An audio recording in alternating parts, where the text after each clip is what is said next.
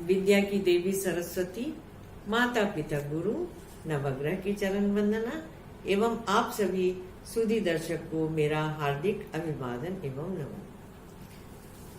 आजकल हम आपसे बात कर रहे हैं राजयोग की।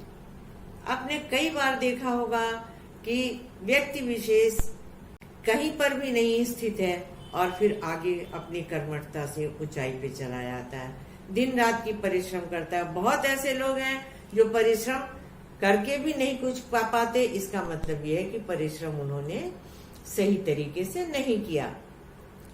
अब राजयोग की बात जहां पर होती है तो राजयोग की बात हमेशा उसका निर्णय लग्नेश से ही होता है, क्योंकि व्यक्ति है तो ही उसका राजयोग होगा। अगर व्यक्ति ही नहीं है, कितना भी चंद्रमा प्रबल हो, लेकिन व्यक्ति नहीं है तो उसका कुछ भी नहीं हो सकेगा। राजयोग का निर्णय करने के लिए सबसे पहले शरीर को देखते हैं और उसके बाद में दशम भाव को देखते हैं, क्योंकि शरीर व्यक्ति है और दशम भाव कर्मठता है। अगर व्यक्ति का शरीर है और कर्मठ ही नहीं है तो फिर आगे क्या वो करेगा, क्या पा सकेगा।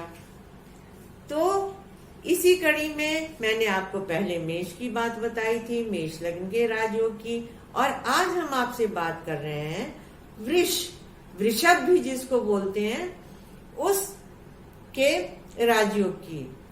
वृषभ अर्थात अंग्रेजी में उसको टॉरस बोलते हैं और स्वामी उसका शुक्र है। शुक्र आपको पता ही है जल तत्व है।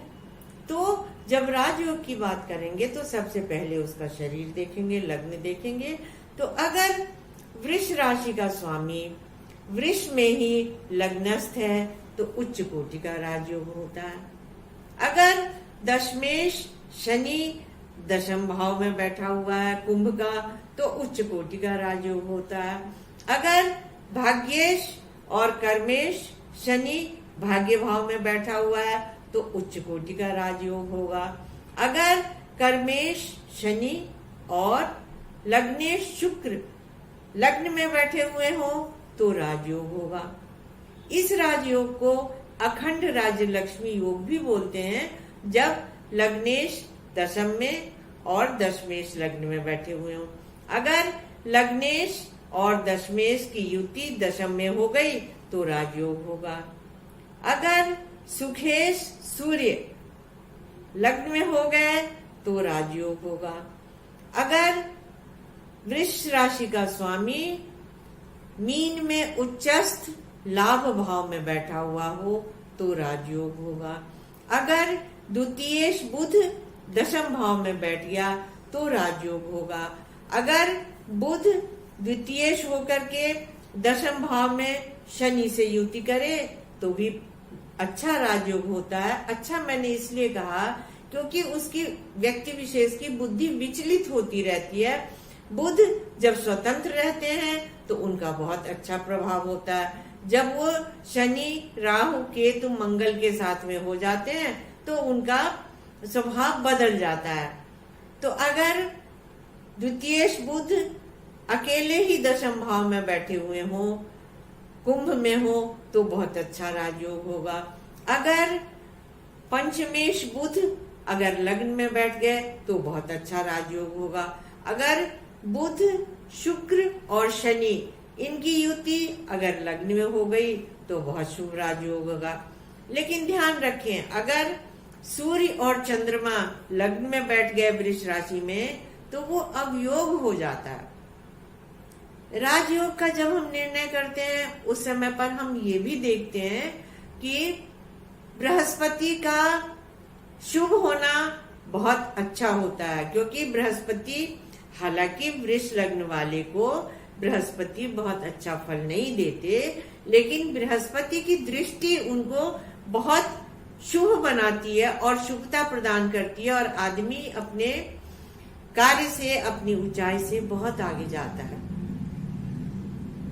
जब हम किसी के राजयोग की बात करते हैं तो हम ये भी देखते हैं कि लग्नेश शुक्र अगर राहु के साथ में बैठ गया, लग्नेश शुक्र केतु के साथ में बैठ गया, दशमेश शनि राहु के साथ में केतु के साथ में बैठ गया तो राजयोग में कमी हो जाती है, क्योंकि राहु और केतु जिस भी ग्रह के साथ में बैठते हैं उसकी कार्य कुशलता को कम कर देते हैं। इसके साथ ही जो सबसे महत्वपूर्ण बात होती है वो है चंद्रमा। चंद्रमा मन सो जाता है, मन का कारक चंद्रमा होता है। जितना भी आपको मिले उसको आप सही तरीके से प्रयोग कर सके, उपयोग कर सके और आगे बढ़ते चले, इसके लिए चंद्रमा का बहुत महत्वपूर्ण स्थान होता है। और चंद्रमा की शुभता बहुत ज्यादा होती है, क्योंकि चीजों को संभालने के लिए चंद्रमा जितना अच्छा होगा उतनी ही उसकी निगेटिविटी बाहर हो जाती है, उसकी सोच पॉजिटिव होती है। और जब सोच पॉजिटिव होती है तो व्यक्ति विशेष आगे भी बढ़ता चलता है। राजयोग में जहाँ लग्न की बात होती है वहीं पर द्वितीय भाव की भी बात होती है, धन की और लाभ की भी बात होती है। अगर शनि लाभ में बैठ गए तो भी बहुत अच्छा फल होता है। आप आनंद लीजिए, ग्रहों ने आपको जितना अच्छा दिया उससे आप आगे बढ़ें, क्योंकि कर्मठ ही नहीं अगर आप रहेंगे तो आप आगे बढ़ाएंगे कैसे। अगर बुध के कारण आपकी सोच ही सही, रीजनिंग ही सही नहीं हुई तो आप आगे उसको कैसे बढ़ाएंगे।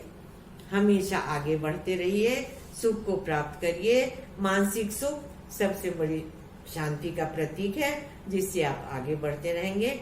आप आगे बढ़ते रहें, सारी शुभताएं आपके अंदर में आए।